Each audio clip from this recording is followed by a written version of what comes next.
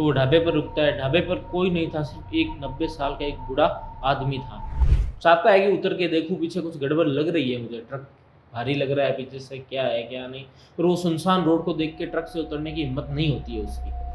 Truck बंद होते ही जो लड़की थी 20 साल की, वो 90 साल की नज़र आने लग जाती है। वो बूढ़ा आदमी भी एकदम और ज़्यादा बूढ़ा नज़र आने लग जाता है। जो लकड़ियाँ थी वो हड्डियों का ढेर दिखने लग जाता है। नमस्ते दोस्तों, welcome to my YouTube channel Damji story. मैं हूं आपका दोस्त, आपका होस्ट दामोदर सोनी। मुझे पूरी उम्मीद है कि आप भी अच्छे होंगे, मस्त होंगे। आज मैं आपको सुनने वाला हूं कि ऐसी डरावनी और खतरनाक कहानी जिसको सुनकर आपकी रूह कांप उठेगी। ये कहानी है लॉकडाउन के समय की। लॉकडाउन में जैसे कि आपको पता है कि सारी सेवाएं बंद थी, सारी गाड़ियाँ और सब चलनी बंद थी, ओनली फॉर एक मेडिकल सेवा को छोड़कर। तो रमेश ने अपने ट्रक मेडिकल सेवा में लगा रखे थे।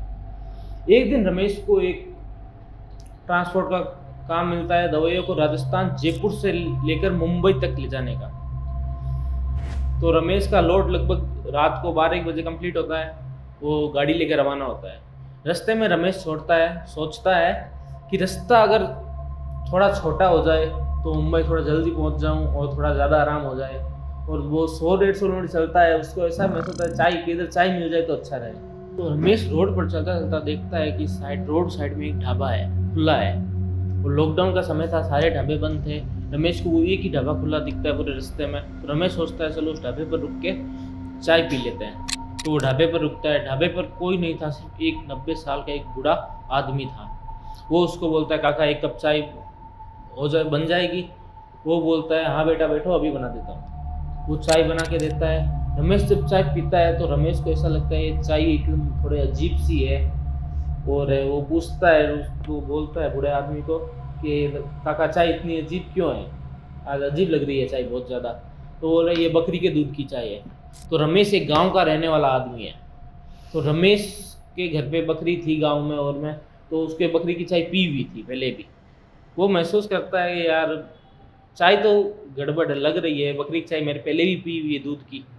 तो वो कहता है चलो कोई ऐसे ही होगा, कोई नहीं पी लेते हैं। वो चाय पी लेता है, जैसे भी पीता है उसको बढ़िया तो नहीं लगती, और वो चाय पी लेता है। तो अचानक से उसका ट्रक बंद हो जाता है। वो कहता है यार ट्रक की अभी अभी सर्विस कराई है, अचानक से बंद कैसे हो गया ट्रक। वो इग्नोर कर देता है, ऐसे हो गया, कोई सर्विस पर आ गया होगा ट्रक, कोई ना, अभी मुंबई पहुँच के पहले सर्विस कराएंगे इसकी थोड़ी बहुत, उसके वापस आएंगे। तो उसको बूढ़े आदमी को पूछता है कि मुंबई जाने का कोई शॉर्टकट रास्ता है क्या। तो बूढ़ा आदमी कहता है ये ढाबे से आधा किलोमीटर दूर एक साइड में रास्ता है, वो मुंबई का थोड़ा शॉर्टकट रास्ता है। वो पूछता है कितना है लगभग। वो कहता है लगभग 150 किलोमीटर शॉर्ट पड़ जाएगा आपके उस रास्ते पर जाओगे तो। वो सोचता है ठीक है इसी रास्ते पर चलते हैं। तो वो अपना ट्रक स्टार्ट करके वहाँ से रवाना हो जाता है। वो 50 किलोमीटर जाता है। उसको याद आता है कि मैं चाय के पैसे देना तो भूल ही गया। फिर वो सोचता है मैं 50-60 किलोमीटर आ चुका हूँ, तो अब वापस जाने का कोई मतलब नहीं है, चलो चलते हैं, कोई नहीं। वो उस रास्ते पर गया था। वो रास्ता एक तो सिंगल रोड थी, पूरी तरह से उबड़ खाबड़ टूटी फूटी रोड थी। वो 50-60 किलोमीटर चलता है। उसको ऐसा महसूस होता है यार इस रास्ते पर गलत आ गए, उस रास्ते पर जाते हाईवे से तो और भी जल्दी पहुँच सकते थे, इस रास्ते से नहीं पहुंच पाएंगे इतने जल्दी। पर अब वो कहता है 100-150 किलोमीटर तो आ ही चुके हैं, तो कोई नहीं चलते हैं। उसको ऐसा भी महसूस होता है कि ट्रक पर लोड जो है बहुत ज़्यादा हो गया है अचानक से, या ट्रक दबने लग गया है। वो कह रहा है ट्रक सर्विस पर आ गया, और अब इग्नोर करते था। फिर वो रेस्ट ज़्यादा दे के ट्रक को चलाता है। उसका ट्रक और ज़्यादा लोड लेने लग जाता है धीरे धीरे। तो रात की लगभग बज गई थी अपना 2:30-3 के आसपास। तो वो सोचता है यार ये रास्ता तो मुझे गड़बड़ लग रहा है। उसको थोड़ा अजीब लगने लग जाता है। साइड में पेड़ पौधे ऐसे, फुल काली रात थी, तो उसको थोड़ा डर भी लगने लग जाता है। और वो चाहता है कि उतर के देखूं पीछे कुछ गड़बड़ लग रही है, मुझे ट्रक भारी लग रहा है पीछे से, क्या है क्या नहीं। पर वो सुनसान रोड को देख के ट्रक से उतरने की हिम्मत नहीं होती है उसकी। तो लगभग 50 किलोमीटर और जाता है आगे। तो उसको एक रास्ते पर एक लड़की माथे पर लकड़ियाँ लेके चलती हुई नज़र आती है। वो सोचता है कि अब इधर थोड़े दिखने लगे हैं आदमी, और तो उतर जाता हूँ, ट्रक भी चेक कर लेता हूँ और उसको भी पूछ लेता हूँ कहाँ क्या है, और XYZ जो भी है। तो वो उतरता है, लड़की के पास जाता है। लड़की उसको देख कर डर जाती है। वो अपनी लकड़ियाँ फेंक के, जो लकड़ी काटने का जो हथियार होता है, छुरा होता है, वो उसके सामने कर देती है कि मेरे पास मत। वो कहता है बहन डरना, मैं बस ऐसे ही उतरा था, इस रास्ते पे मुझे कोई नहीं दिखा, तुम दिखी हो 300 किलोमीटर पर तुम ही दिखी हो, तो मैं ट्रक भी चेक कर लूँगा, तुमसे थोड़ी बात ही हो जाएगी। तो वो लकड़ियाँ फेंक देती है पर छुरा उसके हाथ में रहता है। वो कहती है मेरे पास में गांव है, हमारा रोजी रोटी गैस सिलेंडर से आता नहीं है, तो रोटी बनाने का काम है वो लकड़ियों से ही करते हैं, तो मैं लकड़ियाँ काट के लेके आई हूँ। और लॉकडाउन का समय है तो रात दिन को हमें कोई निकलने नहीं देता, इसलिए रात को बाहर निकलते हैं थोड़ा बहुत। तो ऐसे बात करती है। इतने में उसका अचानक से जो बूढ़ा आदमी था ढाबे पर, वो उसके पास दूर से दौड़ते हुए आता हुआ नजर आता है। वो सोचता है ये आदमी तो 300 किलोमीटर दूर उस ढाबे पर था, ये इधर कहाँ से आ गया। वो आके सीधे ही बोलता है बेटा तो वो चाय के पैसे दे के नहीं गया। तो वो कहता है काका ले लो पैसे आप। जितने में उसके ट्रक का लाइट है वो अचानक से बंद हो जाता है। ट्रक बंद होते ही जो लड़की थी 20 साल की, वो 90 साल की नज़र आने लग जाती है। वो बूढ़ा आदमी भी एकदम और ज़्यादा बूढ़ा नज़र आने लग जाता है। जो लकड़ियाँ थी वो हड्डियों का ढेर दिखने लग जाता है।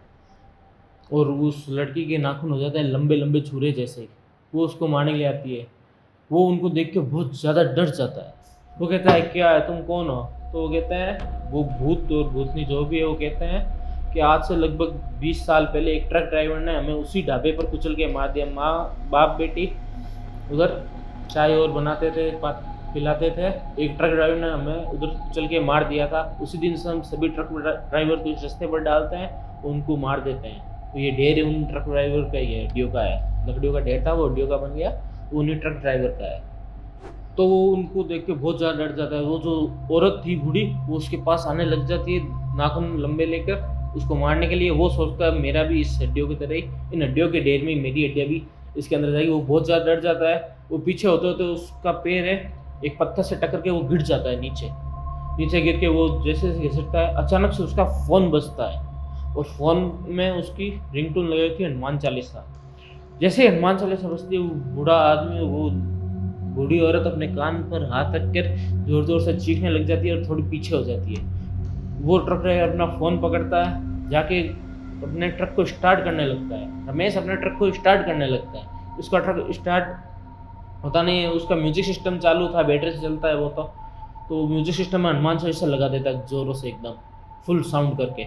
उसका ट्रक उसमें स्टार्ट हो जाता है। वो ट्रक लेकर फुल एक्सीलेटर दबा के उधर से भागता है। और उसको शीशे में पीछे से दिखते हैं कि वो बूढ़ी औरत बूढ़ा आदमी उसके पीछे भाग रहे हैं। तो उसका ट्रक भी अब हल्का लगने लगा था, उसको पहले भारी लग रहा था, अब हल्का लगने लगा था। तो वो फुल स्पीड में ट्रक को भगाता है। भगा के वो लगभग पूरी रात भर चलता है। सुबह 6 बजे उसको थोड़ा ग्रामीण इलाका और दिखता है, थोड़े लोग चलते हुए दिखते हैं। तो सोचता है अब कुछ ठीक है, कहीं पर रुकता हूँ, मुँह धोता हूँ, थोड़ा आराम कर लेता हूँ।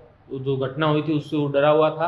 तो वो रुकता है और वो अपना फ़ोन, उसको याद आती है फ़ोन आया था किसी का, तो फ़ोन चेक करता है। वो फ़ोन चेक करता है तो उसके फ़ोन में आई थी, उसके घर से मिस कॉल आई हुई थी।